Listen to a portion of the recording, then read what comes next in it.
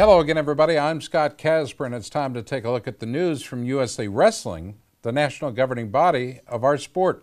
Well, April 11th and 12th, the international wrestling community will turn their collective attention to the Los Angeles Forum, the 2015 Freestyle World Cup. For the second straight year, USA Wrestling will host the World Dual Meet Championship featuring the top 8 wrestling nations in the world. Last week, during the Freestyle World Team training camp in Colorado Springs, we heard from National Freestyle coach Bruce Burnett. This week, we'll talk with several stars of the American squad.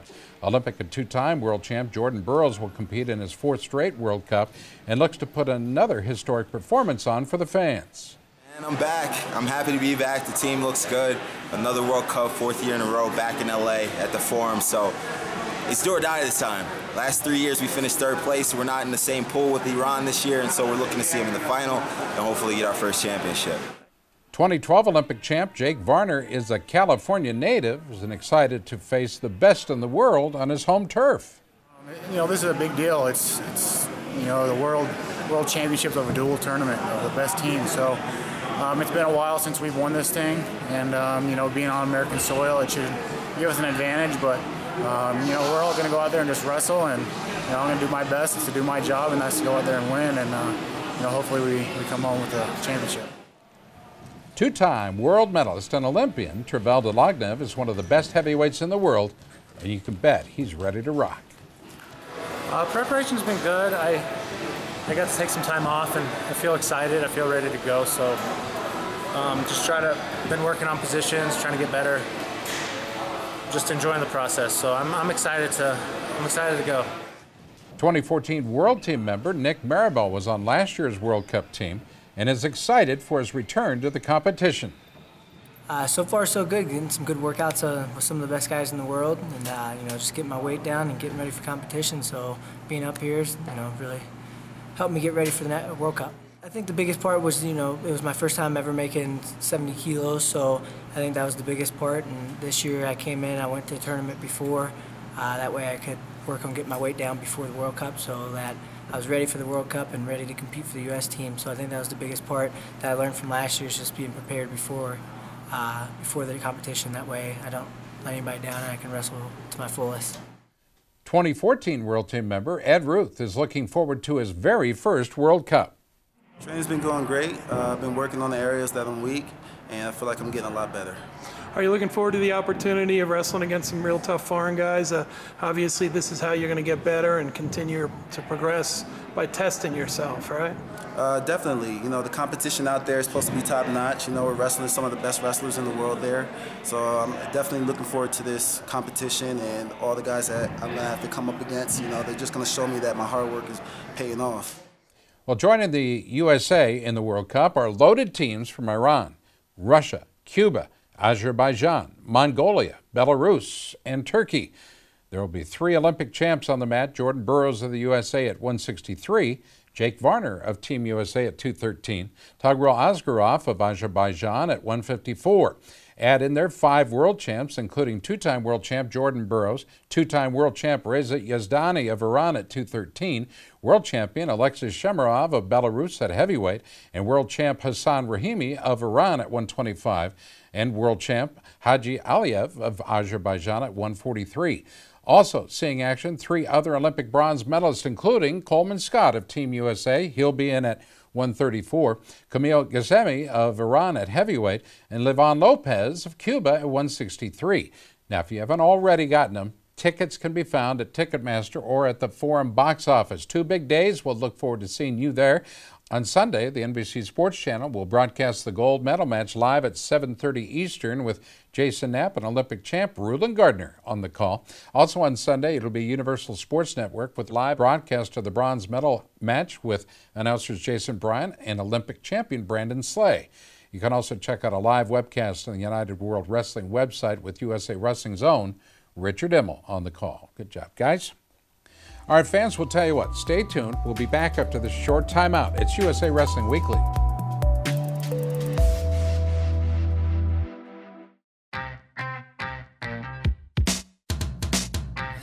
ASICS has been there. They've been the lifeblood of the sport. It's been a long time, and they've been at the top of the game every year. forever. And I'll tell you what, now that I think about it, maybe that's where I've gotten my inspiration, because you know, I always want to be in the top of my game in wrestling, and I think that's where ASICS is and wants to be as well.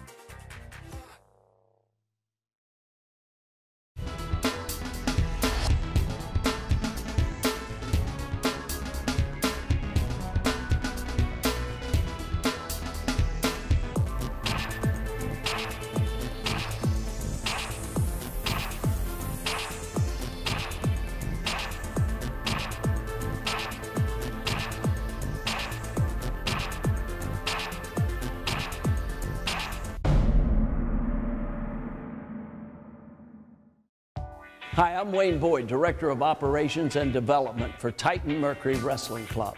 The club was founded to help wrestling worldwide, especially at our senior level, of course at the collegiate level and the high school level. But the most important level for Titan Mercury Wrestling Club is the kids level. And these are some of the guys today that will be tomorrow's Olympic champions. Let's hear it, guys. Titan Mercury! That's Titan Mercury Wrestling Club, San Marino, California.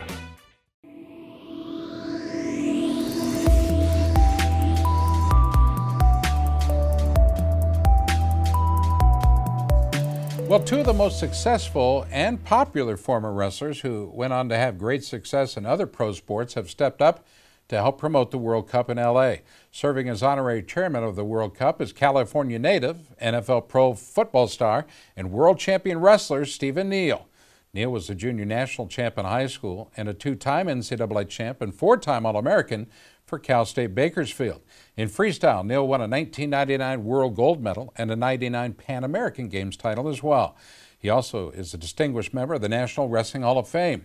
Although he never played a down of college football in his life, Neal went on to a 10-year career as a guard for the New England Patriots, winning 3 Super Bowl rings. He started 81 of the 86 games he played, including all 12 postseason games.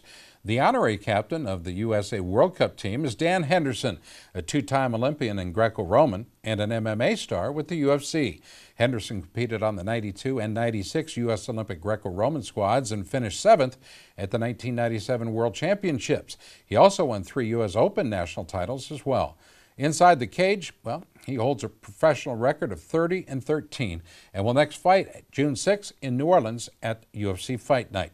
Henderson is a former Pride middleweight and welterweight champ and was the first to hold both belts simultaneously. During his career, he's fought 10 current or former UFC champs. As we went into production, the USA team was training at Santa Monica High School in L.A. and visiting with the media. Honorary Chairs Stephen Neal did interviews with local television crews. Olympic champ Jake Varner was interviewed by the Orange County Register, and Olympic champ Jordan Burroughs spoke with the Voice of America crew. Good job, guys. Thank you. Now let's go to Cedar Rapids, Iowa. That's where Egon 5 took place last Friday night, billed as Iowa Against the World. The card included 3 amateur and 5 professional bouts. The main event featured Iowa's two-time NCAA champ and 3-time World Team member Brent Metcalf against the 18-year-old phenom Aaron Pico, a cadet world champ and junior world finalist. Pico led 1-0 after the first, but earlier in the second, Metcalf hit a slick takedown and went up 2-1. Metcalf was awarded 2 more points off penalties and earned a very physical 4-1 victory, along with his very first Global Wrestling Championship belt. So you're going to LA next week. What opponents are you looking forward to wrestling and competing and getting some wins for the USA?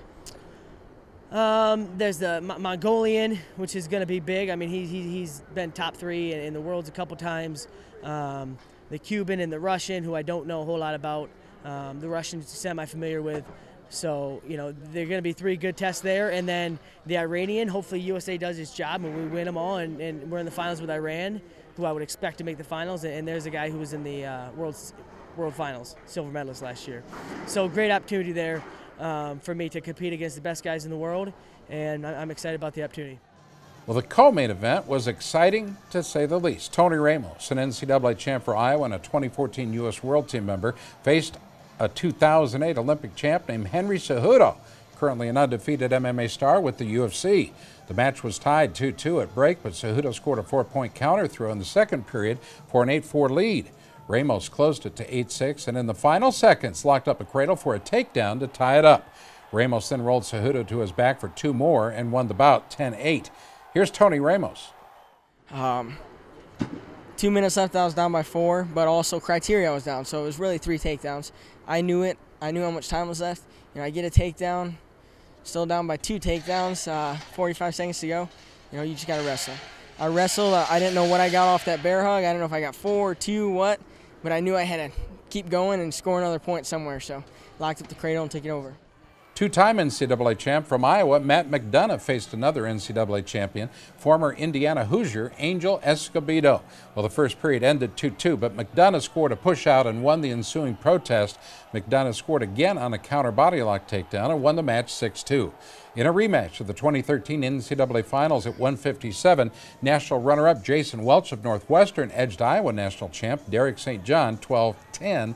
That was at 70 kilos. Well, the first period was a flurry of action, Welch taking an early lead 9-6. Welch stretched out to 12-6 with a push-out and a crotch lift. St. John scored 2 late takedowns, but Welch came out on top 12-10. I think from the get-go, I felt confident finally. This is kind of random, but I watched a documentary on him, The Iowa Way. That was really well done, and it was an awesome documentary. And I feel like I just somehow I got understood a little more, And I came out today, and I was like, hi, I get a little more who he is, In the first pro match, it was Duran Wynn taking out former Iowa star Philip Ketty 6-3.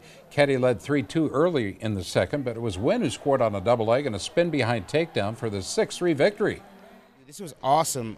Awesome event. I always think that if they put it in the heart of Iowa or something right here in the Midwest, it's always going to get a great turnout. So, yeah, I would love to anytime. I love stuff like this. There were also 3 amateur bouts featuring nationally ranked high school stars. Iowa recruit Michael Kemmerer of Pennsylvania edged out future Minnesota star Freddie Stroker of Iowa 5-4. Kemmerer led 3-2 late in the bout, and Stroker was awarded a winning takedown during a scramble, but Kemmerer protested, and the officials awarded 2 points to each, giving Kemmerer a 5-4 victory. In a high-scoring affair, Illinois State and Fargo champ Austin Gomez defeated California State champ and Iowa recruit Justin Mejia 15-8. In the very first match of the night, Iowa recruit Alex Marinelli of Ohio got the crowd on their feet. He hit 4 takedowns to defeat Pennsylvania's Josh Shields 9-4. It was unreal. I'm used to getting hated a little bit from Graham. At the state tournament they don't like us very well. So, going out here in front of the fans, it's a big deal because they wanted to see the upcoming Iowa Hawkeyes. So that was a good deal. All right, we've got to take a quick time out. We'll be back. More stories when we return.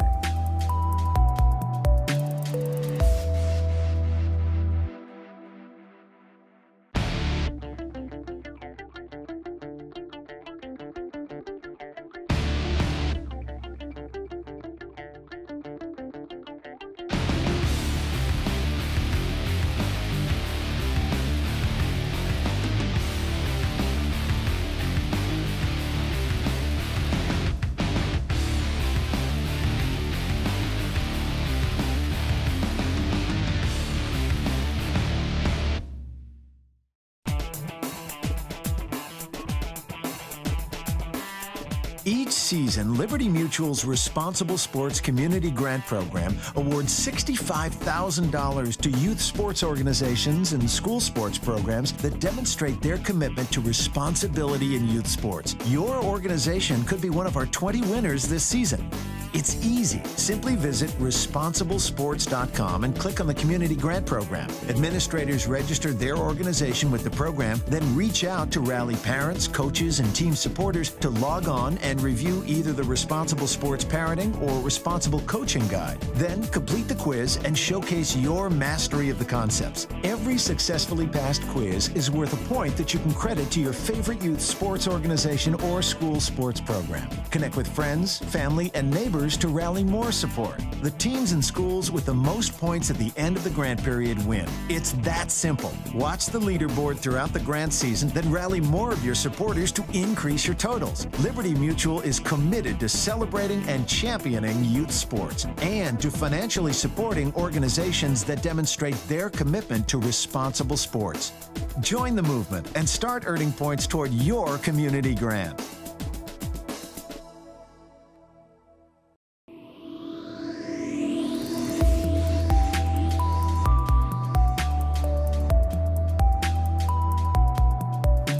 Well, just down the road from the U.S. Cellular Center, tons more wrestling was going on. The Cliff Keen USA Wrestling Folkstyle Nationals were held over the weekend as well at the Unidome in Cedar Falls.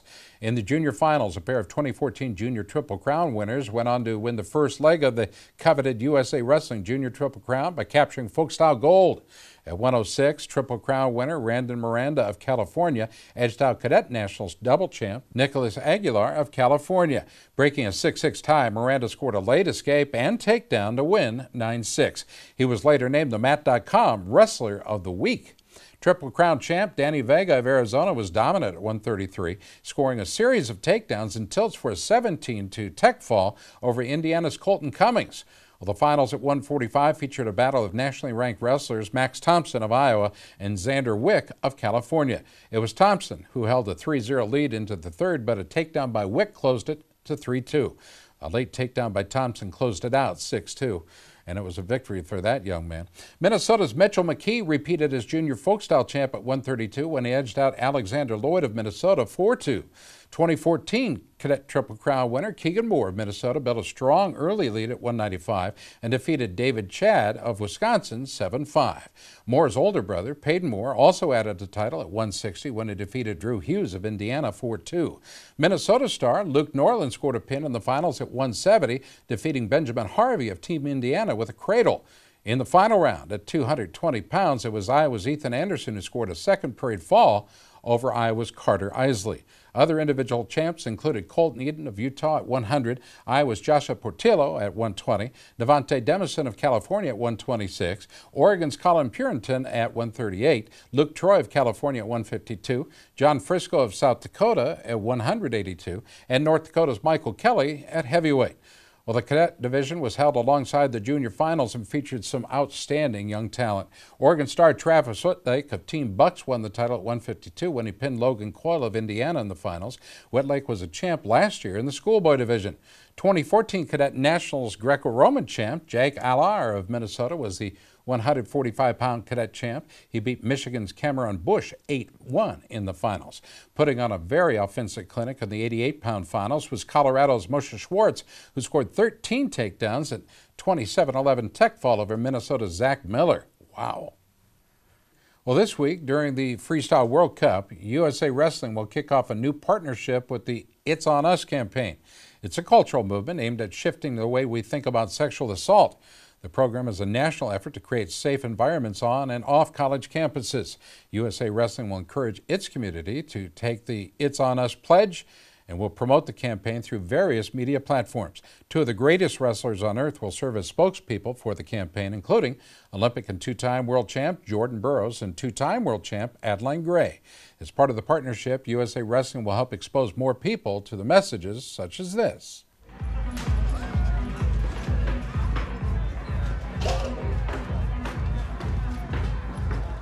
No, you're not leaving, all right? No. Just stay for a while. This isn't a PSA about a sexual assault. Why do you want to go home? Come on, man, drink. Yeah, party, man. No, you're not going to go. Stay right here and hang out. It's about being the guy who stops it. Learn how and take the pledge at itsonus.org. We'll take a quick time out. Stay tuned. Back right after this.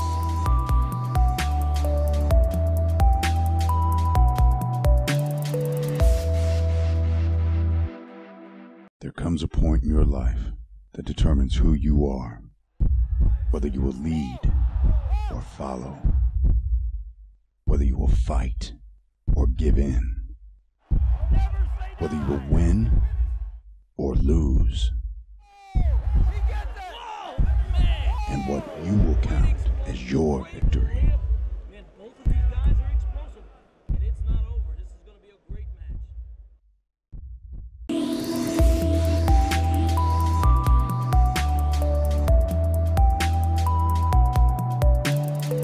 All right, let's go back just a few weeks to St. Charles, Missouri. That's where the first NCAA USA Wrestling Youth Showcase was held. And it was on Sunday after the 2015 NCAA Division I Championships in St. Louis. Young wrestlers from across the country competed in the bantam, intermediate, novice, and schoolboy divisions. The event was a new addition to USA Wrestling's popular Folkstyle Tour of America. A number of wrestling legends were on hand to meet with the athletes and hand out awards. Olympic champ Jake Varner, world champion Bill Zadik, world silver medalist Mike Zadik, and the coach of the 2015 Division I National Duels champions Missouri and the Tigers, Brian Smith. They were all in attendance. After weigh-ins on Saturday, many of the youth wrestlers and their families participated in the NCAA USA Wrestling Youth Showcase Parade inside the Scott Trade Center, the site of the Division I Championships. Jeff Jarnicki of the NCAA talked about the event and why it was such a huge success. It's such a great event overall in terms of the Division I Championships and the continued sellouts that we've had over the last number of years. So we look forward to going to New York City and then back here in St. Louis and after that. And so it's something that we do want this to be on the calendar each and every year. We want fans and youth to be able to rely on this tournament being part of the fabric of the USA Wrestling schedule and then around the NCAA Championships as well. So what form and what size it takes next year, I think it's open for discussion, but I think you can start to realize and recognize this is going to be on the calendar each and every year around the Division I Championships. You know, as we've been to the championship any number of times and know more and more of the fans that come year in and year out, to have that opportunity to be down on the mat, be down next to the awards platform, to see all those trophies, and then to think that a 7-year-old and 8-year-old and the kids that are participating in this event get that opportunity, what a cool experience. Well, this week, Central Oklahoma's 165-pounder Chris Watson was named the 2015 NCAA Division II Wrestler of the Year. Although he won a national title, it pales in comparison to the life-threatening injury he faced off the mat. During the 2014-15 season, Watson put together a dominating 42-0 year with a school record 30 bonus point wins. Watson was then unaware of his condition when he competed at the D2 Nationals in St. Louis. Although he felt some discomfort and weakness, Watson wrestled on. On March 24th, Watson was diagnosed with a massive blood clot in his right arm and shoulder. 2 successful surgeries in a 3-day span were required to remove 8 inches of total blockage. This week, Watson received 100% clearance. Watson is the 8th recipient of the NCAA Division II Wrestler of the Year award as voted on by the Division II head coaches. He collected 22 of the 47 first-place votes cast and ended up with 138 points, just 9 ahead of Kutztown heavyweight Ziad Haddad.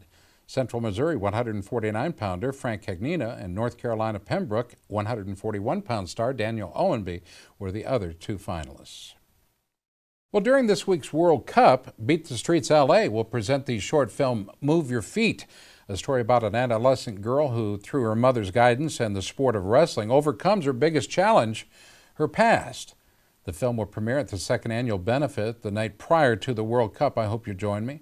The fictional story is inspired by real-world themes and stars BTS LA wrestlers Mercedes Rodriguez, Gianna Anya, and San Pedro head coach Roman Hernandez.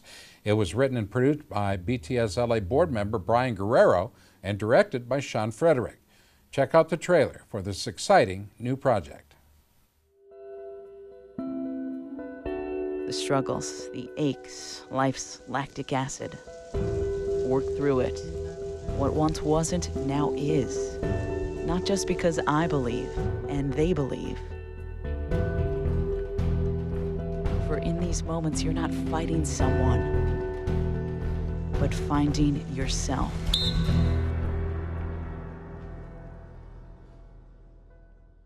Hey, it's time for our USA Wrestling Photo of the Week. And the pictures, they come in from wrestling families and fans around the country just like you, and are also being considered for our photo contest page in the USA Wrestler magazine and our USA Wrestling Facebook page. This week's pic was taken by Amy Loudermilk and shows 9-year-old Cody Johansson of Team Hawks of Hiawatha, Kansas, working for a fall in a recent tournament. Hey, you can have your photographs considered for our contest simply by emailing them to Gary Abbott at gabbott@usawrestling.org. Folks, that'll do it for this week's show. From all of us at USA Wrestling, I'm Scott Casper. We'll see you next week.